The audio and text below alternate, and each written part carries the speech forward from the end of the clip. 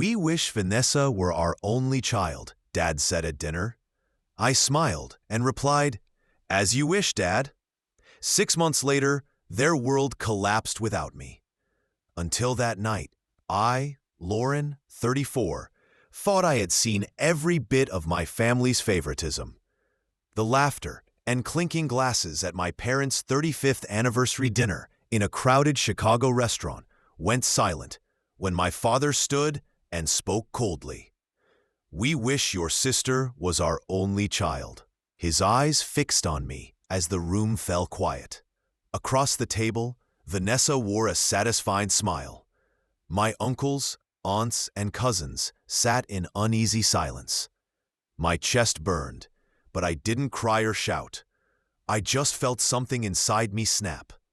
After years of investing my time, money, and heart into their failing company, only to be treated like I didn't matter, I realized I'd had enough. I stood up, heels striking the floor, and walked out, already knowing what I'd do next. Their perfect little world began to crumble a week later when their wish came true in ways they never expected. Imagine it happening to you. What would you say? Tell me where you're from. I'd like to know how far this story resonates. As a child, I was always the afterthought. My parents, Richard and Margaret, made sure I never forgot. They doted on Vanessa, praising her flawless smile, debate trophies, and straight A's. If I got noticed at all, it was rare. I still remember the sting of winning a math competition while they skipped my award ceremony to attend Vanessa's recital. She soaked up their admiration with that smug, knowing look, like she deserved it all. Their favoritism went beyond words. It shaped everything. At family dinners, the conversation revolved around Vanessa, her new job, her latest promotion, her grand plans. If I spoke up, Mom would interrupt, saying, "Let's hear from your sister," and Dad would nod approvingly at her. I learned to swallow the hurt and stay quiet. It wasn't just at home. At family events, they'd parade Vanessa around while I trailed behind, unnoticed. At a cousin's wedding, they bragged all night about her new retail management position, never mentioning that I had just become a finance manager. Ironically, their business was the one that truly needed help. My parents owned a small clothing and accessories shop in Chicago, something they proudly called their legacy, though it was constantly on the edge of failure. Poor decisions, late payments, you name it. I sent them $600 every month from my own salary and spent countless hours helping for free. I handled their accounting, negotiated with vendors, and improved their inventory system. Were they grateful? Not once. Even when Vanessa's vague marketing suggestions led nowhere, they'd brag about how her ideas saved the store. My work, new signage, better discounts, barely earned a nod. I wasn't naive. I knew they relied on me, not because they cared, but because I was good with numbers. Every time I transferred that $600, I thought about the trips I couldn't take and the apartment I couldn't afford to upgrade. Still, I did it, out of duty, out of family loyalty, and the faint hope that one day they'd finally see me. I'd stay late at my office, reviewing their books, catching errors that could have cost thousands, while they spent evenings at Vanessa's house, admiring her branding ideas that never materialized. It wasn't just about the money. It was the constant dismissal.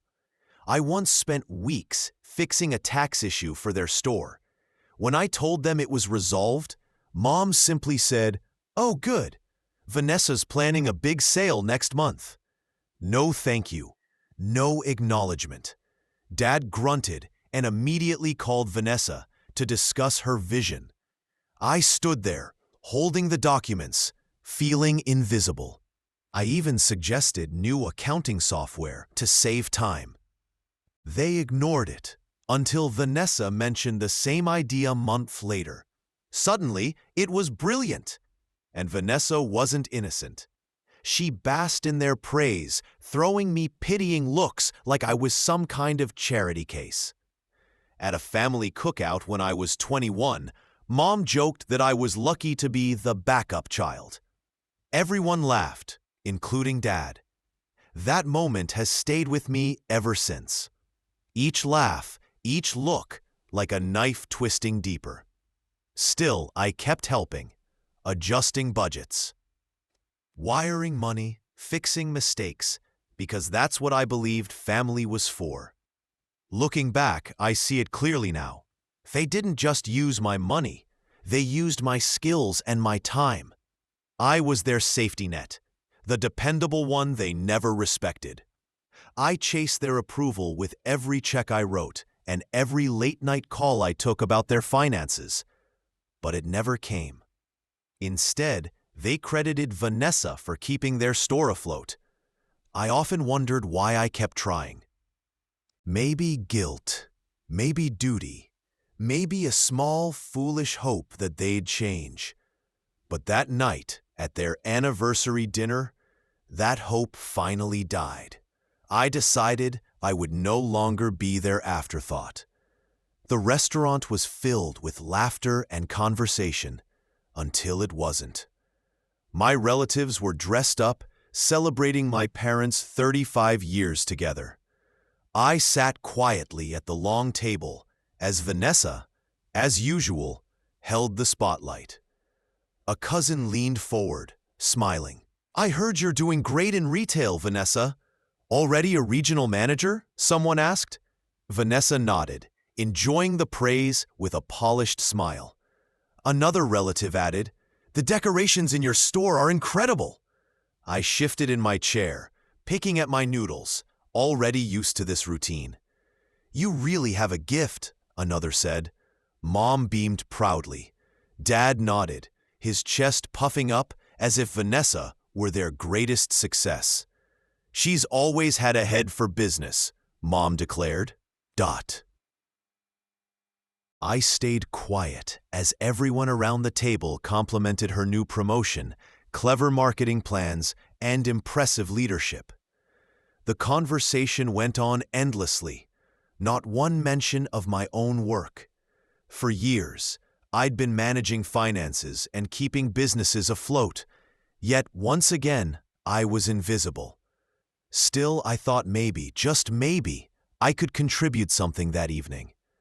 I cleared my throat and waited for a pause. Keeping my tone calm, I said, "I've been reviewing the numbers for the family store. Your overstock is losing money." I leaned forward, ready to share the strategy I'd spent weeks developing, a plan to improve profitability. If you adjust the inventory system and cut a few suppliers, you could save thousands each year. The table went silent, but not in a good way. Vanessa raised an eyebrow, smirking. "Inventory? That's cute," she said with a dismissive laugh. "Keep following your spreadsheets." My stomach twisted as a few cousins chuckled. "I have real ideas," she added. Mom jumped in sharply. "Let's not bore everyone with numbers, honey. Vanessa's already organizing a big summer sale." Heat rose in my face as I gripped my napkin under the table. Dad sipped his wine without looking at me. "Yeah, Vanessa knows what she's doing," he muttered. Weeks of preparation, dismissed in seconds, as though I were an intern presenting to the CEO. I forced a polite smile and tried once more. "Numbers aren't everything, but I can renegotiate vendor contracts. It could make a real difference." Vanessa laughed again. "Vendors? Please, I'll handle that." The table broke into awkward whispers, some amused, some uncomfortable. "Maybe just focus on your own job," she added. Mom waved her hand. "Let's talk about something pleasant. Vanessa, tell everyone about your new ad campaign." Dad turned to her eagerly, nodding, as if I hadn't spoken at all. I sat back, my throat tight, the familiar ache of being overlooked settling in. Then it happened. Mom jumped in sharply. "Let's not bore everyone with numbers, honey. Vanessa's already organizing a big summer sale." Heat rose in my face as I gripped my napkin under the table. Dad sipped his wine without looking at me. "Yeah, Vanessa knows what she's doing," he muttered. Weeks of preparation dismissed in seconds, as though I were an intern presenting to the CEO. I forced a polite smile and tried once more. "Numbers aren't everything, but I can renegotiate vendor contracts. It could make a real difference." Vanessa laughed again. "Ha, vendors, please, I'll handle that." The table broke into awkward whispers, some amused, some uncomfortable. "Maybe just focus on your own job," she added. Mom waved her hand. "Let's talk about something pleasant. Vanessa, tell everyone about your new ad campaign." Dad turned to her eagerly, nodding as if I hadn't spoken at all. I sat back, my throat tight, the familiar ache of being overlooked settling in. Then it happened. Dad stood to make a toast, glass in hand. He looked around the table, first at Vanessa, then at me. "To 35 years of love, family, and our pride and joy," he said clearly. "Honestly, we wish Vanessa were our only child." The air left the room. The sound of utensils stopped. Someone gasped. Vanessa didn't flinch. Her eyes met mine, and she smirked, daring me to react. Mom didn't correct him. She simply took a calm sip of her wine. All eyes turned to me, waiting for tears or anger. I gave them neither. My heart raced, but I kept my expression steady, my jaw tight. Inside, I was breaking. Years of neglect and rejection crashed down at once. I had poured my skills into their struggling store, spent my life trying to earn respect, only to be dismissed in public. Vanessa's smirk was the final blow, a silent reminder that I would never be enough. The scrape of my chair echoed through the silence as I stood. "Enjoy your night," I said evenly, my voice firm. With each step toward the exit, my anger burned hotter. Outside, the cool Chicago air hit my face, but the heat inside me didn't fade. For years, I had accepted their favoritism, their disregard, their complete indifference. Not anymore. Standing on the sidewalk, I made up my mind. I wasn't just walking away. I was ending the cycle of being their afterthought. That night, alone in my apartment, the weight of Dad's words hit me again. "We wish Vanessa were our only child." Vanessa's smirk, Mom's silent approval, the stunned faces at the table. Each memory reignited the decision I had delayed for years. I was done, finished being their unpaid accountant, their fixer, their invisible safety net. For years, I had sent $600 a month to keep their store running, spending countless hours negotiating with suppliers and balancing their books. For what? To be humiliated and dismissed in public?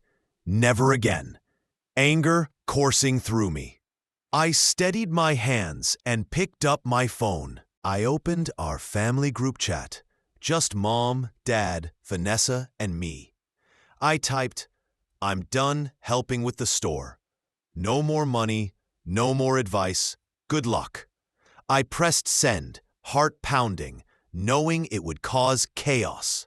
Minutes later, my phone lit up. Dad called first. I ignored it. Mom texted, "What's going on?" Vanessa sent one word, "Really? Then call me now." I felt calm as I stared at the TV. Their words blurred together. I had no intention of replying. Not tonight. Not ever. By morning, the calls had doubled.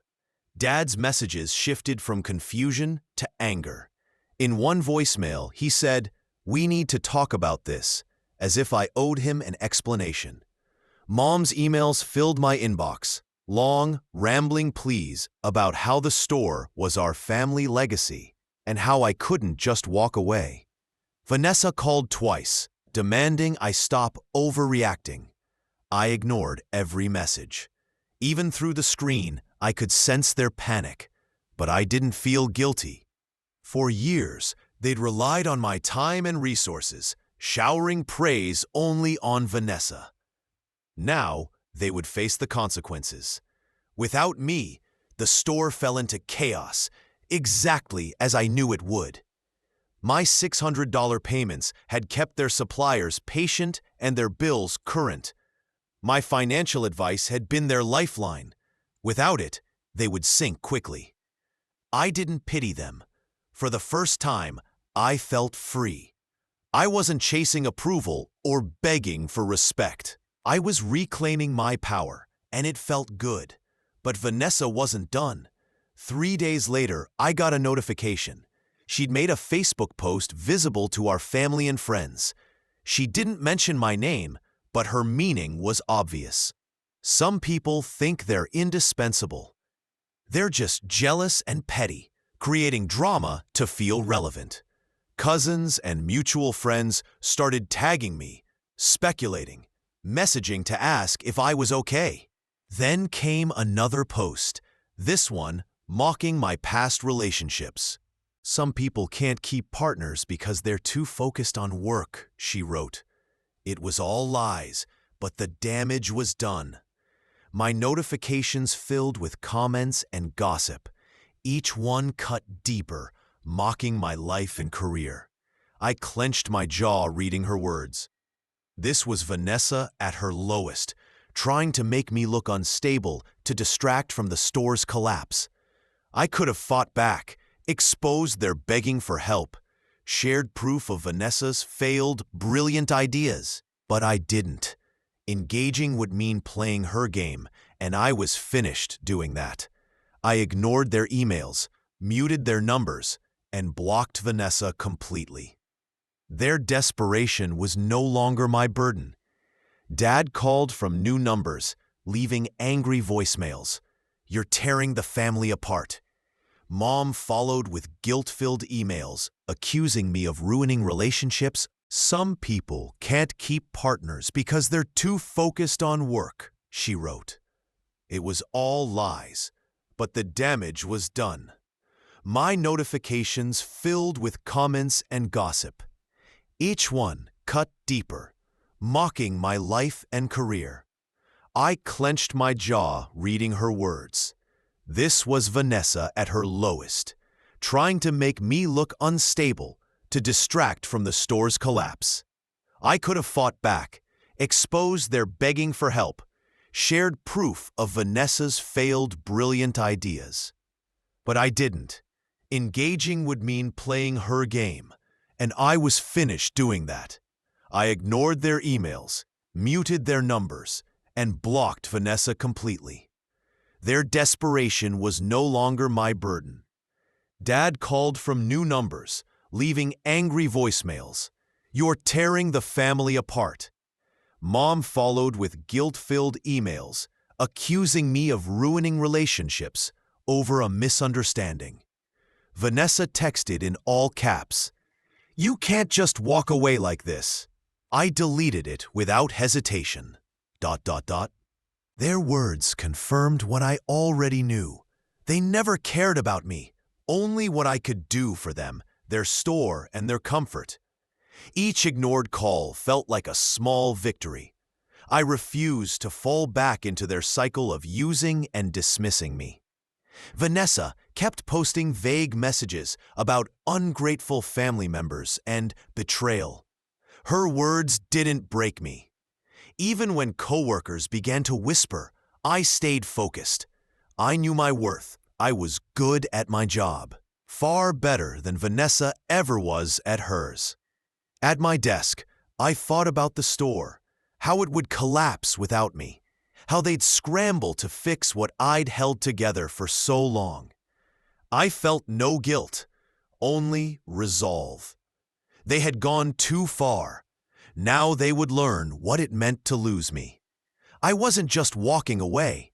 I was preparing them for failure. A week later, I boarded a flight to Florida. The decision wasn't impulsive. It was deliberate. I was going to see my grandfather, Walter. I had ignored Mom's guilt trips, Dad's messages, and Vanessa's online attacks for days. I wasn't returning to their chaos. I needed someone fair, someone who would listen. That was Grandpa. He always had a calm sense of justice and could see through pretense. The 3-hour flight from Chicago to Tampa gave me plenty of time to plan what I'd say. After landing in the humid Florida air, I rented a car and drove to his small beachfront home. He was waiting on the porch, smiling gently. "You look like you've got something on your mind," he said in his rough but kind voice. I hugged him tightly, the weight of the week pressing down. Inside his cozy living room, I told him everything: the anniversary dinner, Dad's cruel words, Vanessa's smugness, and years of being ignored. I explained how I'd sent $600 a month for years, handled taxes, negotiated contracts, and fixed their financial messes, only to be met with silence or mockery. Then I showed him Vanessa's Facebook posts, the lies spreading fast among relatives. Grandpa's expression darkened as he listened. His calloused hands clenched into fists. "They said that in front of everyone?" he asked in a low, steady voice. I nodded and handed him my phone, showing him screenshots of her posts. He read one aloud. "Some people think they're indispensable." Cousins had even commented, siding with her. "Excellent. I can follow all of those guidelines precisely. Before I begin, I just want to confirm one thing. Would you like this rewritten as a polished YouTube narration script with natural pacing and flow suitable for voiceover? Or as a cleaned-up prose story, closer to a written article or short story? Both will keep the same length, structure, and meaning, but the tone and phrasing will differ slightly. Once you confirm, I'll start rewriting this full transcript according to your 6-point rules. No more than 10% change, simplified language, professional.